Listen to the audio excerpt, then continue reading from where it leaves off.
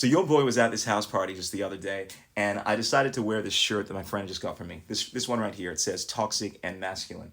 And notice that it says toxic and masculine. But what comes to mind for a lot of people, I think, is toxic masculinity. Now I know this because I understand psychology, green language, and the esoteric nature of words. And as a result, I wore this shirt because I wanted to make a point. And I was at this party and some girls called me up on it. And what came to mind, obviously, was toxic masculinity. And I explained to them, of course, they got very Nancy about the whole thing initially, but eventually I was able to mitigate the situation by explaining to them that toxic masculinity is not a thing. Because masculinity in its purest form is always a good thing. We've always associated the principles of masculinity with being strong, determined, intelligent, being protective.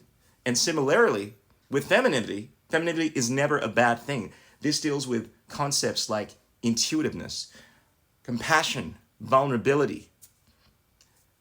When we try to obfuscate the meaning of these words by saying toxic masculinity, it's an oxymoron because masculinity in its purest form is never toxic. And the reason as to why this has been done is a sleight of hand. It's a way of obfuscating the truth. This is how people try to create this narrative that masculinity, which has always been associated with courage, with honor, as being somewhat of a toxic thing. When someone is displaying toxic characteristics, they are being selfish, they are being violent, they are being immoral. It's toxic, period. It's not a man thing.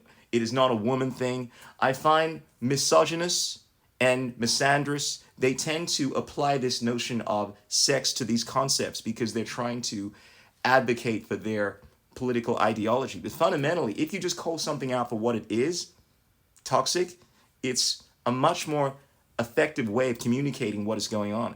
Often when we use words like toxic masculinity, what we're actually saying, whether consciously or subconsciously, is that the very nature of masculinity is a bad thing. When it's not, it's a beautiful thing. And similarly, femininity is a beautiful thing.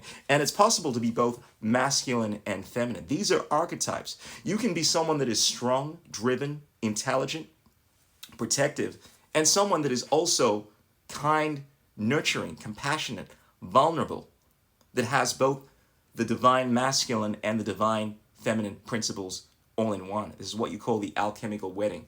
And I think when we assimilate this idea and we stop labeling things as being toxic masculinity or toxic femininity, we're speaking truth as opposed to trying to perpetuate an ideology that neither serves women or serves men.